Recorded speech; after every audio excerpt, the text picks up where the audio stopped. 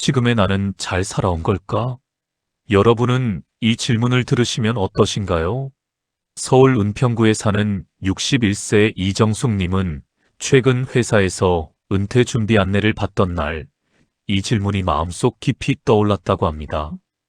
늘 바쁘게 지내던 시절엔 돌아볼 시간이 없었지만 연락하던 사람들은 줄어들고 건강검진 수치는 조금씩 변하는 것을 보며 처음으로 자신의 삶을 다시 바라보게 된 것입니다. 많은 분들은 60세 이후의 삶을 단순히 건강만 잘 챙기면 된다고 생각하지만 통계는 다른 이야기를 합니다. 통계청 2023년 자료에서는 60대가 가장 크게 느끼는 불안 요인이 관계 변화와 재정 문제라고 밝혔고, 국민건강보험공단 조사에서는 60대 초반부터 만성질환 비율이 가파르게 늘며 삶의 만족도에도 직접적인 영향을 준다고 합니다. 결국 이 시기에는 몸뿐 아니라 마음, 관계, 그리고 돈의 균형까지 함께 고려해야 안정된 삶이 이어진다는 의미입니다. 여러분은 지금 어떤 기준으로 자신을 평가하고 계신가요? 이야기를 시작하기 전에 구독과 좋아요, 알림 설정까지 꼭 부탁드립니다. 그러면 지금부터 자세히 이야기해 보겠습니다.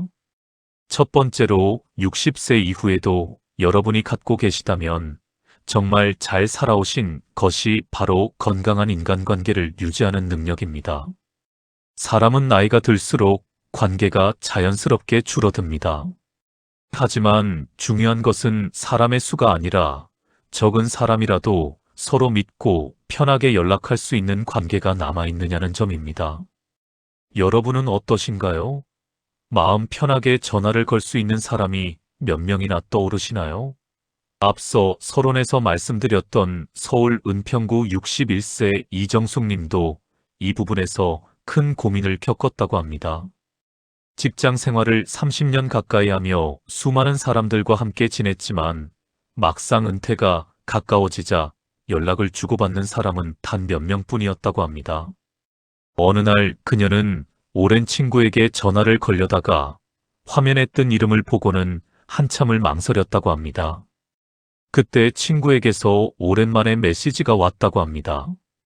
정수가 요즘은 잘 지내는 거지? 이정숙님은 그 한 문장을 보는 순간 눈시울이 붉어졌다고 합니다. 바쁘게 살다 보니 너무 많은 관계를 흘려보냈다는 생각이 밀려왔고, 그때 비로소 내가 지금 어떤 관계를 가지고 있지? 를 돌아보게 된 것입니다. 이정숙 님이 느낀 감정은 결코 특별한 것이 아닙니다. 2023년 통계청 사회조사에 따르면 60대가 가장 크게 느끼는 정서적 어려움은 관계의 축소입니다. 또 보건복지부 노년실태조사에서는 60대의 약 42%가 친한 지인 수가 3명 이하라고 답한 것으로 나타났습니다. 즉, 이 나이에는 자연스럽게 관계가 줄어드는 것이 보편적인 현상이라는 의미입니다. 그러나 중요한 사실이 있습니다. 연구 결과에 따르면 지인 수가 많지 않더라도 정기적으로 연락을 주고받는 사람이 1명에서 2명만 있어도 우울 위험이 절반 이상 감소한다고 합니다. 다시 말해, 많은 사람과 지내는 것이 아니라 마음이 편한 단 한 사람이 있는 삶이 훨씬 더 건강하다는 뜻입니다. 이정숙 님도 이 사실을 깨닫고 난 뒤 억지로 많은 사람을 만나야 한다는 부담을 내려놓기 시작했습니다. 대신 오랫동안 연락이 뜸했던 친구에게 짧은 안부 메시지를 보내보고 가까운 동네 걷기 모임에 주 1회씩 나가보기로 했다고 합니다. 처음에는 어색했지만 같은 동네에 사는 사람들과 잠깐씩 인사만 나누는 것만으로도 마음이 훨씬 가벼워졌다고 말했습니다. 이런 변화는 현실적으로 매우 중요한 의미를 가지고 있습니다. 많은 분들이 나이가 들면 인간관계를 새로 만들기 어렵다고 말합니다. 이 반론은 너무 자연스럽고 이해할 수 있는 걱정입니다. 하지만 관계는 반드시 새로운 인맥을 만드는 방식으로만 채워지는 것이 아닙니다. 기존에 알고 지내던 사람들과의 가벼운 접촉, 취미나 산책 같은 활동에서의 짧은 대화, 동네 주민센터나 건강 프로그램의 소규모 모임 등 부담 없는 관계만으로도 충분히 삶의 외로움을 줄일 수 있습니다. 여기서 우리가 기억해야 할 핵심은 하나입니다. 건강한 관계란 많음이 아니라 안정감에서 나온다는 것. 그리고 이 안정감은 나이와 상관없이 지금부터라도 다시 만들어갈 수 있다는 사실입니다. 이정숙님은 이렇게 말했었다고 합니다. 오래된 사이가 아니어도 괜찮더라고요. 그냥 마음 편하게 인사할 수 있는 사람이 있다는 것만으로도 하루가 덜 외로웠어요. 60세 이후에도 이런 관계 한두 가지를 지키고 있다면 그분의 삶은 이미 잘 살아온 인생에 가깝습니다. 그리고 혹시 지금은 그런 관계가 떠오르지 않는다 해도 다시 만들어갈 수 있는 충분한 시간이 아직 여러분 앞에 남아 있습니다. 진짜 중요한 건 사람의 수가 아니라 내 마음을 편하게 하는 단 한 사람이라는 사실을 기억하면 좋겠습니다. 두 번째로 감정 조절과 마음의 회복력입니다. 사람은 나이가 들수록 마음이 단단해질 것 같지만 실제로는 오히려 작은 일에도 상처를 받기 쉬운 시기가 바로 60대라고 합니다. 여러분은 어떠신가요? 예전엔 아무렇지 않게 넘기던 말이나 표정이 요즘 들어 더 크게 느껴진 적은 없으신가요? 2023년 보건복지부 고령층 정신건강실태조사에 따르면 60대 초반은 직장과 가정, 관계의 변화가 동시에 찾아오며 우울감과 불안감이 가장 급격하게 증가하는 시기라고 합니다. 특히 60대는 상실 경험이 많아지는 시기이기 때문에 감정의 기복이 심해질 가능성이 높아진다고도 설명합니다. 또한 국민건강보험공단 통계에서는 60대 스트레스 수치가 50대보다 약 28% 높게 나타나며 감정 관리가 건강과 직결되는 매우 중요한 요소임을 보여주고 있습니다.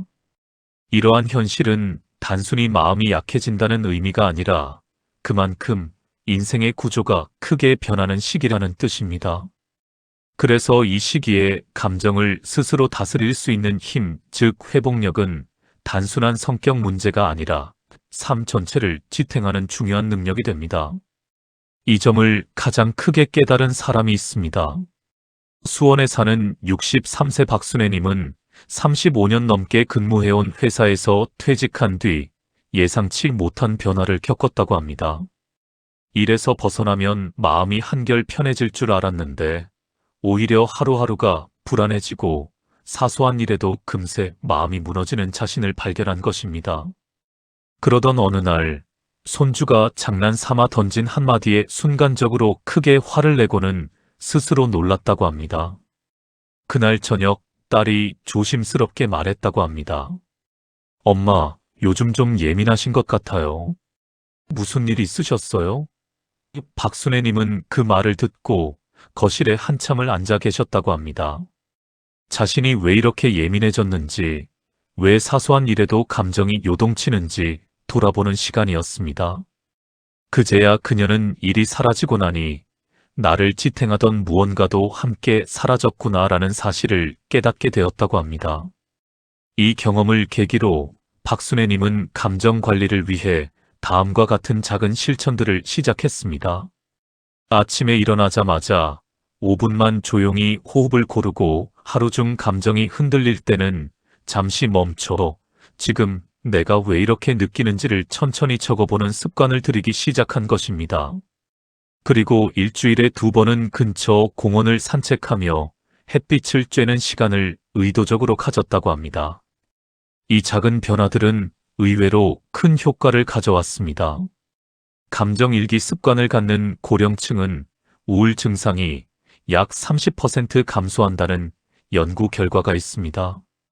또한 매일 10분에서 20분 햇빛을 쬐는 것만으로도 스트레스 호르몬이 15% 이상 감소한다는 자료도 있습니다.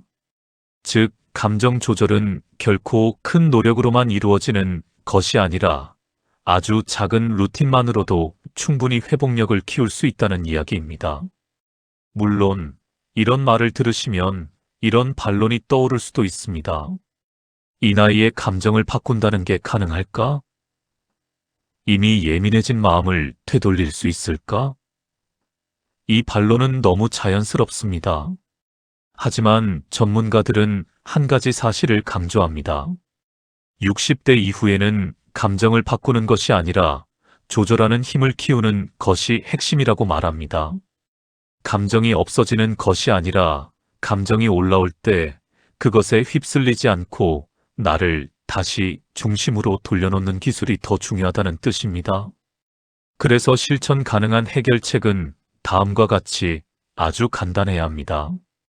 첫째, 하루 중 감정이 흔들리는 순간이 오면 지금 나는 무엇 때문에 힘들까? 라고 스스로에게 질문하기. 이 한 문장만으로도 마음의 방향이 바뀝니다. 둘째, 하루 10분 햇빛 아래 걷기. 이 작은 루틴이 감정 안정에 가장 효과적인 방법 중 하나로 알려져 있습니다. 셋째, 감정을 억누르지 않고 가까운 지인 한 명에게 짧은 안부 메시지 보내기. 말을 건네는 행위 자체가 마음을 내리는 힘을 줍니다. 박순애님은 몇 달 뒤 이렇게 말했습니다. 내가 예민한 게 문제가 아니라 내 마음을 돌보는 게 더 중요하다는 걸 이제 알았어요. 결국 감정 조절 능력은 나이와 상관없이 지금부터라도 충분히 다시 키울 수 있는 삶의 기술입니다. 그리고 60세 이후에도 이 능력을 여전히 유지하고 있다면 그 사람은 이미 오랜 세월 동안 삶을 성숙하게 다져온 사람이라고 말할 수 있습니다. 세 번째로 꾸준한 건강관리 습관입니다. 많은 분들이 60대가 되면 건강이 갑자기 나빠진다고 생각하지만 실제로 건강의 차이를 만드는 것은 갑작스러운 변화가 아니라 오랫동안 쌓아온 작은 습관의 차이라고 합니다. 여러분은 어떠신가요? 하루에 단 10분이라도 몸을 움직이거나 꾸준히 혈압과 혈당을 체크하고 유지하고 계신가요? 국민건강보험공단의 2023년 자료에 따르면 60대의 약 81%가 한 가지 이상의 만성질환을 가지고 있으며 60세 초반부터 고혈압, 당뇨병, 고지혈증 진단율이 급격히 증가하는 것으로 나타났습니다. 그러나 주목할 점이 있습니다. 매일 20분 걷기만 실천해도 심혈관 질환 발병 위험이 30% 이상 감소한다는 연구 결과가 있다는 것입니다. 즉, 건강관리의 핵심은 무엇을 하느냐가 아니라 얼마나 꾸준히 하느냐에 달려 있습니다. 이 사실을 가장 절실하게 깨달은 사람이 있습니다. 경기 안산에 사는 60세 윤명호님은 50대의 마지막 해였던 59세의 건강검진에서 처음으로 경고를 받았다고 합니다. 혈압도 기준을 넘기 시작했고 혈당 역시 경계 수치에 들어섰습니다. 의사는 조심스럽게 말했다고 합니다. 윤명호님, 지금부터 관리하지 않으시면 약을 드셔야 할 수도 있습니다. 그 말을 듣는 순간 윤명호님은 알 수 없는 두려움이 밀려왔다고 합니다. 하지만 더 큰 충격은 집에 돌아와 지난 몇 년간의 생활을 떠올렸을 때 찾아왔다고 합니다. 운동은 거의 하지 않았고 스트레스가 많은 날이면 야식을 자주 먹었습니다. 자신이 얼마나 건강을 소홀히 했는지 그제야 깨닫게 된 것입니다. 그래서 윤명호님은 그날 이후로 단 하나의 목표만 세웠습니다. 내가 무리하지 않고 할 수 있는 것부터 시작하자. 그의 첫 실천은 매우 단순했습니다. 집 근처 공원을 하루 20분 걷는 것, 그리고 저녁 늦은 시간 식사 줄이기. 처음에는 습관을 만드는 것이 쉽지 않았습니다. 하지만 일주일이 지나자 조금씩 숨이 덜 차오르고 한 달쯤 지나자 다리가 가벼워졌다고 합니다. 어느 날 의사에게 다시 검진을 받으러 갔을 때 의사는 놀란 표정으로 이렇게 말했다고 합니다. 윤명호님, 수치가 많이 좋아졌습니다. 지금처럼만 유지하시면 약은 당분간 필요 없겠어요. 윤명호님은 그 말을 들으며 마음이 벅차올랐다고 합니다. 거창한 운동도 아닌데 이렇게 큰 변화가 일어날 수 있다는 걸 처음 알았기 때문입니다. 사실 건강 관리에는 항상 이런 반론이 따라옵니다. 이 나이에 무슨 운동이야? 지금부터 한다고 달라지겠어? 몸이 예전 같지 않은데 뭐가 되겠어? 하지만 전문가들은 분명히 말합니다. 60세 이후 건강은 운동을 얼마나 잘하느냐가 아니라 몸을 얼마나 자주 깨우느냐가 관건이라고. 즉, 하루 1시간 거창하게 운동하는 사람이 아니라 하루 10분에서 20분이라도 꾸준히 움직이는 사람이 훨씬 오래 건강을 유지합니다. 그래서 현실적인 해결책은 다음과 같이 간단해야 합니다. 첫째, 매일 같은 시간에 가볍게 걷기. 시간은 10분에서 20분이면 충분합니다. 둘째, 일주일에 한 번은 건강수치 체크 루틴 만들기. 혈압, 혈당, 체중을 확인하는 간단한 루틴만으로도 건강의식이 높아집니다.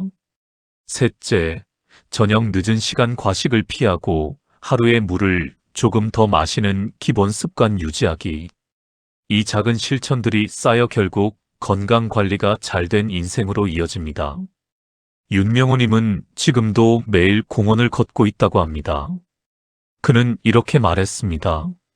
예전에는 운동을 해야 한다는 말이 부담이었는데 지금은 걷는 게 제일 쉬운 약이더라고요. 결국 60세 이후의 건강은 특별한 노력이 아니라 나를 위해 조금씩 꾸준히 쌓아온 작은 습관에 의해 달라집니다. 그리고 그 습관을 지금도 유지하고 계신 분이라면 그분의 삶은 이미 참 잘 살아오신 인생이라 말할 수 있습니다. 네 번째로 지속 가능한 재정 감각입니다. 많은 분들이 노후의 경제 문제를 돈이 많다, 적다로만 이야기합니다. 하지만 실제로 60대 이후 삶을 안정적으로 지켜주는 건 거액의 자산이 아니라 무리하지 않고 꾸준히 유지할 수 있는 재정 감각입니다. 여러분은 어떠신가요? 매달 필요한 만큼만 쓰고 충동적인 지출을 피하며 스스로 감당할 수 있는 소비 습관을 유지하고 계신가요? 통계청 2023년 가계금융복지조사에 따르면 60대 가구의 지출 중 가장 빠르게 증가하는 항목은 의료비와 자녀 지원비입니다. 특히 60대 부모가 자녀 결혼 육아 지원으로 경제적 압박을 겪는 비율이 약 48%에 달한다고 합니다.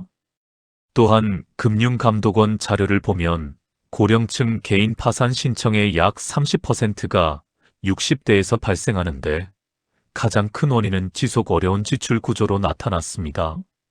즉, 재정 위기는 큰 실패가 아니라 작은 무리들이 쌓여 어느 순간 감당할 수 없는 상황이 되는 것입니다. 이 사실을 뼈저리게 경험한 사람이 있습니다. 부산 기장군에 사는 62세 김상규님은 은퇴 후 처음 1년 동안 자신도 모르게 재정의 균형을 잃게 되었다고 합니다. 정년 퇴직하며 받은 퇴직금을 보며 이 정도면 몇 년은 문제없겠지라고 생각했지만 그때 마침 자녀의 결혼이 겹치고 급하게 돈이 필요한 가족 일이 생기면서 계획보다 큰 지출이 이어졌습니다.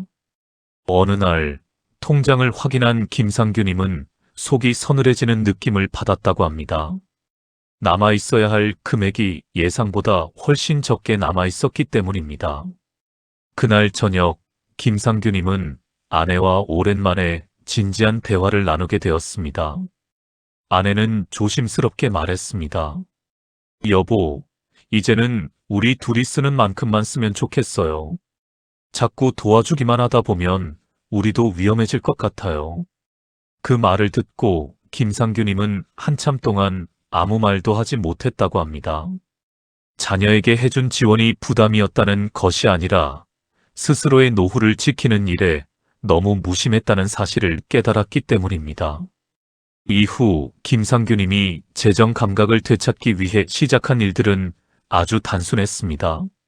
먼저 매달 고정 지출과 변동 지출을 분리해서 기록했고 각 항목의 필수와 선택을 나누어 보기 시작했습니다.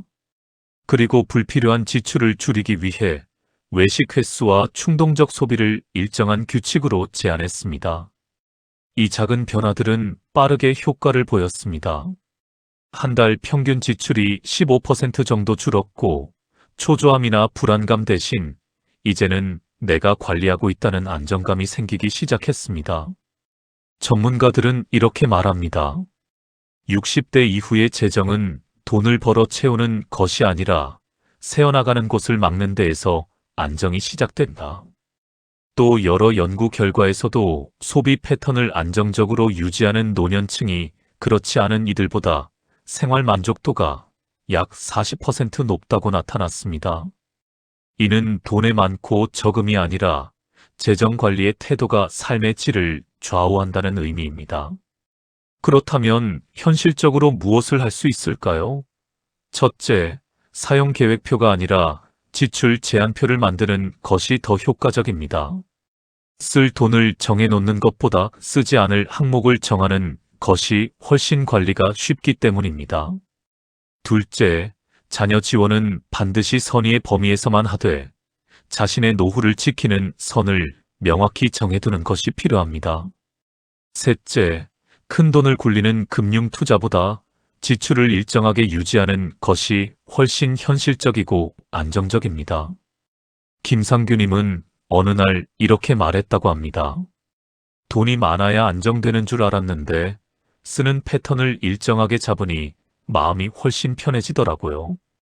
결국 60세 이후의 재정 감각이란 더 벌려고 애쓰는 것이 아니라 지금의 생활을 무리 없이 지속할 수 있도록 균형을 유지하는 능력입니다.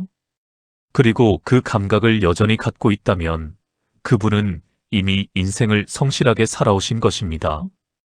다섯 번째로, 감사하는 마음과 하루의 의미를 찾는 능력입니다. 나이가 들수록 하루하루가 단조롭고 변화가 적고 반복이 많아지기 때문에 작은 일에도 쉽게 허무함이 찾아올 수 있습니다. 여러분은 어떠신가요? 하루를 마칠 때 오늘도 괜찮았어라고 스스로에게 말할 수 있는 작은 이유들을 찾고 계신가요? 심리학 연구에 따르면 감사를 표현하는 사람은 그렇지 않은 사람보다 우울감이 35% 낮고 삶의 만족도는 40% 더 높다고 합니다. 특히 고령층을 대상으로 한 연구에서는 감사 루틴을 실천하는 사람들의 스트레스 지수가 빠르게 감소하는 것으로 나타났습니다. 또한 통계청의 고령층 삶의 질 보고서에서도 60대 이후 행복감을 가장 크게 높이는 요소가 바로 일상의 의미인식으로 나오고 있습니다. 즉, 감사와 의미를 찾는 태도는 단순히 마음이 따뜻해지는 것을 넘어 정신 건강을 지키는 실제적인 힘이라는 것입니다. 이 사실을 잘 보여주는 사람이 있습니다. 충북 청주에 사는 64세 이은실님은 남편이 은퇴를 하고 자녀들이 모두 독립한 뒤 갑자기 늘어난 집안의 고요함을 낯설게 느꼈다고 합니다. 처음에는 이제 나는 어디에 필요한 사람일까? 라는 생각이 자주 들었고 시간이 지나면서 혼자 있는 시간이 두려워지기까지 했다고 합니다. 그러던 어느 날 작은 일이 이은실님의 시선을 바꾸게 했습니다. 아침에 창문을 열었을 때 베란다에 놓아둔 화초에서 새순이 올라온 모습을 보았고 순간 설명할 수 없는 기쁨이 올라왔다고 합니다. 그날 이후 이은실님은 마음속으로 이렇게 말해보았다고 합니다. 오늘도 살아있는 것들이 있구나. 그 한 문장이 그녀의 하루를 달라지게 만들었습니다. 이은실님은 그 이후로 감사 기록을 매일 3줄씩 적기 시작했습니다. 처음에는 오늘은 비가 오지 않아 좋았다. 아침에 허리가 덜 아팠다. 길을 걷다 향기로운 빵 냄새가 났다. 이 정도의 아주 작은 내용뿐이었습니다. 하지만 일주일이 지나자 그녀는 놀라운 변화를 느끼기 시작했습니다. 예전엔 그냥 지나쳤던 풍경들이 더 선명하게 보이고 마음이 무겁던 날에도 기록을 쓰다 보면 그래도 오늘 하루는 괜찮았어라는 문장이 자연스럽게 떠올랐다고 합니다. 그녀는 나중에 지인에게 이렇게 말했다고 합니다. 감사할 게 많아서가 아니라 감사하려고 보니까 많아지더라고요. 이 말은 사실 심리 연구에서도 지지됩니다.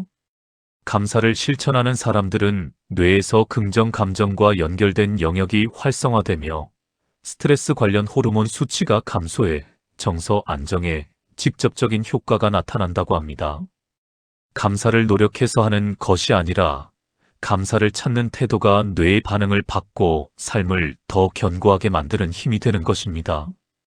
물론 이런 반론이 있을 수도 있습니다. 지금 상황에서 감사할 게 뭐가 있어? 나도 감사하려고 해봤지만 잘 안 되더라. 이 말은 충분히 이해 가능합니다. 감사라는 행동은 마음에 여유가 있을 때만 가능한 것이 아니냐는 생각이 들 수도 있습니다. 하지만 전문가들은 이렇게 말합니다. 감사란 좋은 일이 있어서 하는 것이 아니라 마음을 보호하기 위해 먼저 선택하는 것이라고. 즉, 감사는 감정의 결과가 아니라 감정을 회복시키는 도구에 가깝다는 것입니다. 그래서 현실적으로 실천할 수 있는 방법은 아주 단순합니다. 첫째, 아침에 눈을 뜨면 가장 먼저 떠오르는 것 하나를 마음속으로 고마워라고 말해보기. 단 3초면 됩니다. 둘째, 하루 중 기분이 가라앉는 순간 주변에서 작은 편안함을 주는 것을 하나 찾아보기. 잠깐 따뜻한 햇빛, 좋아하는 노래 한 소절도 좋습니다. 셋째, 잠들기 전 오늘 있었던 일 중 그래도 이건 괜찮았네 라고 말할 수 있는 것을 한 가지 떠올리기. 이것만으로도 뇌는 긍정을 기억하려는 방향으로 바뀝니다. 이은실님은 지금도 감사 루틴을 이어가고 있다고 합니다. 그녀는 이렇게 이야기했습니다. 하루가 특별해서 감사한 게 아니라 감사하니까 하루가 특별해졌어요. 이 말 자체가 인생의 중요한 진리를 담고 있습니다. 감사하는 마음과 의미를 찾는 능력은 돈으로 살 수 없고 나이가 든다고 저절로 생기는 것도 아닙니다. 하지만 이것을 스스로 갖고 있다면 그 사람은 이미 삶의 본질을 이해하고 살아온 사람입니다. 60세 이후에도 이런 마음을 유지하고 있다면 그분은 참 잘 살아오신 것입니다. 지금까지 우리는 60세 이후에도 여전히 삶을 단단하게 지켜주는 5가지 기준에 대해 이야기했습니다. 이 기준들은 어느 날 갑자기 생기는 것이 아니라 여러분이 걸어온 수십 년의 삶 속에서 자연스럽게 쌓여온 결과물입니다. 그리고 이 중 어느 하나라도 가지고 계시다면 여러분은 이미 참 잘 살아오신 분이라는 사실을 기억해 주셨으면 합니다. 서론에서 말씀드렸던 서울 은평구의 61세 이정숙 님처럼 누구나 어느 순간 자신이 잘 살아온 것인지 앞으로 무엇을 지켜가야 하는지 고민하게 됩니다. 하지만 본론에서 살펴본 5가지를 하나씩 돌아보면 우리가 잊고 지냈던 소중한 것들이 분명히 자리하고 있다는 것을 알 수 있습니다. 오랜 인간관계를 지켜온 마음, 감정이 흔들릴 때 스스로를 붙잡는 힘, 몸이 허락하는 만큼이라도 꾸준히 관리하려는 태도, 무리하지 않는 재정 감각, 그리고 하루의 작은 순간에서 의미를 찾을 줄 아는 마음. 이런 것들은 결코 가벼운 능력이 아닙니다. 오히려 나이를 거듭하면서도 삶을 건강하게 지켜주는 가장 강력한 자산입니다. 특히 60세 이후에는 삶이 단순해지는 만큼 마음이 더 예민해지고 관계가 줄어드는 시기가 찾아옵니다. 그래서 많은 분들이 내가 잘 살아온 걸까? 라는 질문을 더 자주 떠올리게 됩니다. 하지만 여러분이 아직도 누군가와 따뜻한 안부를 주고받고 있고 감정이 흔들릴 때 스스로를 다독일 수 있고 무리하지 않는 선에서 건강과 지출을 관리하며 하루 속 작은 감사의 순간을 발견할 수 있다면 그 자체로 이미 훌륭한 삶을 살아오신 증거입니다. 우리는 흔히 인생의 성공을 큰 성취나 화려한 결과로만 생각하지만 노년의 안정과 행복을 만드는 것은 아주 작고 현실적인 힘들입니다. 그리고 여러분이 지금 누리고 있는 5가지 중 단 하나만 있어도 남은 삶을 더 따뜻하고 단단하게 만들어갈 수 있습니다. 마지막으로 꼭 말씀드리고 싶은 것이 있습니다. 지금까지의 삶을 평가하는 기준을 너무 높게 잡지 않으셔도 됩니다. 여러분이 이 영상을 보고 스스로를 돌아보고 계신다는 사실, 그것만으로도 이미 여러분은 삶을 성찰할 줄 알고 더 나은 방향을 고민하는 분들입니다. 이런 마음을 가진 분들의 노후는 결코 흔들리지 않습니다. 오늘 이야기가 여러분의 마음에 작은 위로가 되었다면 좋겠습니다. 오늘 이야기 중 마음에 닿은 부분이 있었다면 댓글로 감사한 글자만 남겨주세요. 그 작은 나눔이 같은 길을 걷는 분들께 큰 위로가 됩니다. 노후의 지혜는 거창한 것이 아니라 이런 작은 연결에서 시작됩니다.